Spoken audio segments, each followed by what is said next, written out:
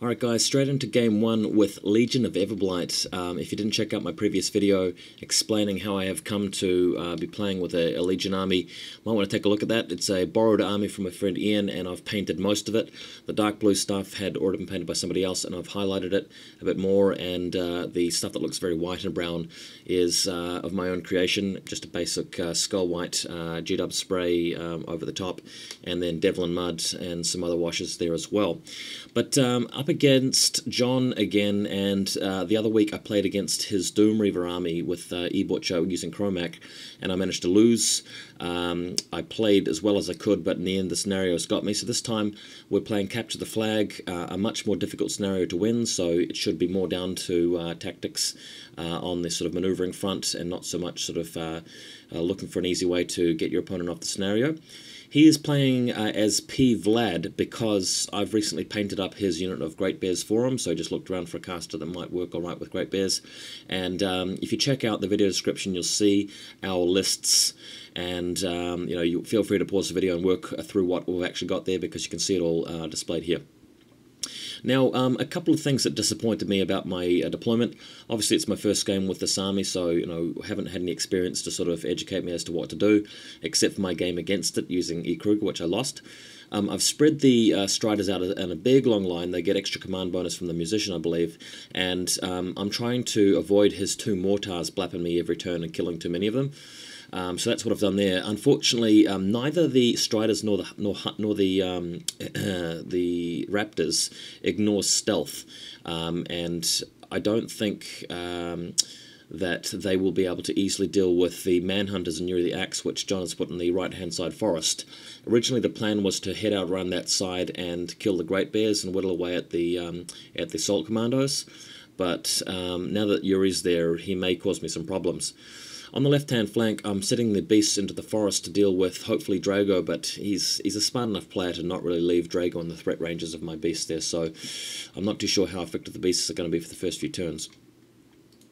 Next photo, John's deployment really pretty solid. He's kept all of his shield wall troops up the front, and he's got some Greylords out back just to help out with the cloud effects and concealment and so forth.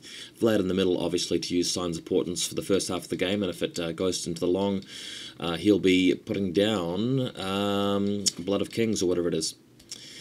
Next image, here's his unit of Great Bears, which I've given a really basic, hasty paint job. I have chosen them as the prey target for Annyssa Ryvaal, or whatever her name is.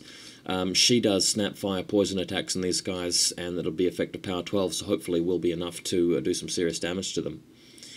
Next image, John, turn 1, and cannot believe it, fires his first mortar, gets really like a lucky scatter effect, and immediately hits the Strider officer and kills him, thanks to Signs of Portents, a decent dice roll, and that's really annoying because even though they still retain Hunter, they lose Reform, which I was hoping to use significantly throughout this game, shooting and then pulling back out of the range of a lot of his sprays and guns and whatever he was going to throw at me. So that's very annoying.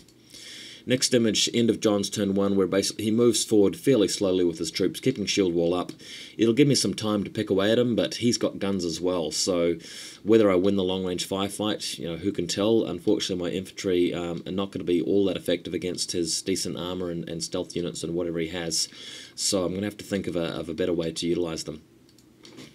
Next image, just really playing a very conservative first turn, not moving too far up because I know that he's got a lot of nasty stuff which gets very, very nasty at close range. Just putting up tenacities and upkeeps and just planning for later. And this moving up forward to try and crack off some shots, but I think she was out of range of what she wanted to do there. So not a lot going on initially. Next image, on the right-hand side, I've got Dragon's Blood on the Striders, just in case he charges up with Yuri's unit and tries to kill some. I might be able to get some retaliation thanks to that little upkeep cell. But the Raptors hanging back because they can afford to move up and shoot quite a long way. I mean, they've got a really good threat range, so that will help them a lot. I've also moved Annyssa up to the middle a little bit so that they can all see her, because they get a bonus to their attack rolls while she is in their line of sight. Next image, again, the assault commandos move forward with their little relentless assault. Again, popping down cloud effects. I think they have grenades or something, or bombs, which, you know, if they hit themselves with the bombs, they get concealment bonus because they're immune to their own bombs, something like that. So whatever John was trying to do here, I just sort of, yep, cool, you can have it, because I didn't really mind too much. Hunter does ignore the bombs, so I had an advantage there with the Striders. Next image, he's chosen to send Yuri and the Manhunters running into combat, and I think his plan here was just for me to waste some activations, hopefully, you know, from his point of view, and give his assault commandos more time to come and sweep over this flank. But I figured what I could do is use the Raptors to deal with them. So going to the next photo, I decided instead of standing still and shooting, which probably would have, to be fair, would have had a decent chance of hitting the guys. I didn't want to risk it by accidentally hitting my own Strider, so I moved in with them without charging and got all 5 Raptors into base to base, except for possibly the one on the right. No, I think I got that one guy in as well. But this move, with some decently average dice rolling, managed to kill all of the Yuri Manhunter crew.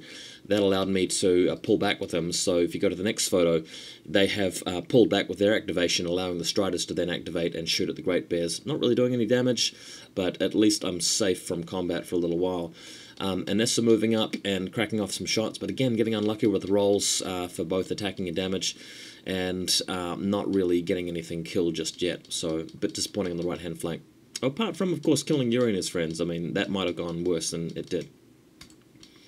Next image, being very cautious on the left-hand side, though. I really just don't want to get the beasts in range of Drago, because if Vlad casts Boundless Charge on Drago and then feats, then Drago's going to outrange my beasts and potentially kill them both, which is very bad. So I think in hindsight, a better move would have been for me to just bring one of the beasts at least back behind Thagrosh and just keep him in reserve, use him later in the game. One really annoying thing is that his assault commandos are immune to all of the sprays that I've got from Typhon and Thagrosh and the Angelius attack as well. So I can't really be killing his infantry with these 3 models from ranged, so it really limits what I can do, which was annoying. But again, John, you know, wanted to challenge me with this list, so obviously picked out a few things which are decent against this sort of Everblight lineup. Next image, again, just cracking off some shots with the Raptors, I believe, killing a few assault commandos at this point, but they're getting very close, and the Blackfrost Shard in there as well, trying to pick off a few. I think I tried Scourging this turn, but didn't really kill many guys. I forgot to read the wording of the spell carefully and realised that there is actually only a sort of a half-power blast damage effect, not so much one of those spells where it's worded such that everybody in the AoE takes a power 13, for example. Really, Scourge is all about knocking people down and not so much the killing side of it.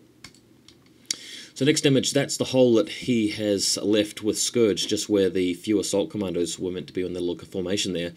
I have moved up just to the outskirts of the forest with both Thagrosh and the Angelius. Again, a bit of a mistake. I mean, I picked off a couple of dudes with their attacks, but this does give Drago the opportunity to just get in there if Vlad casts all the right spells and uses the right abilities and feat. But, yeah, I think this is sort of a new mistake, really. A new player to Wargames might, you know, feel as though he was not doing enough with his powerful activations, you know, wanting to at least get something achieved rather than doing nothing. And that's sort of how I felt here. I had 2 very powerful warbeasts, which I just wanted to pick away at him with. And in doing so, I've made them vulnerable. And really the smarter player would just be more patient. That's normally how I play. I like to play patiently and not use my activations if it's going to make me vulnerable. But in this case, I kind of dropped the ball, and I guess it was just the sort of inexperience with the new list and having too many things to think about. So at any rate, next photo, it's John's responding turn. He charges in with the assault commandos onto the Blackfrost Shard, I think killing one of them, but their attack rolls just aren't high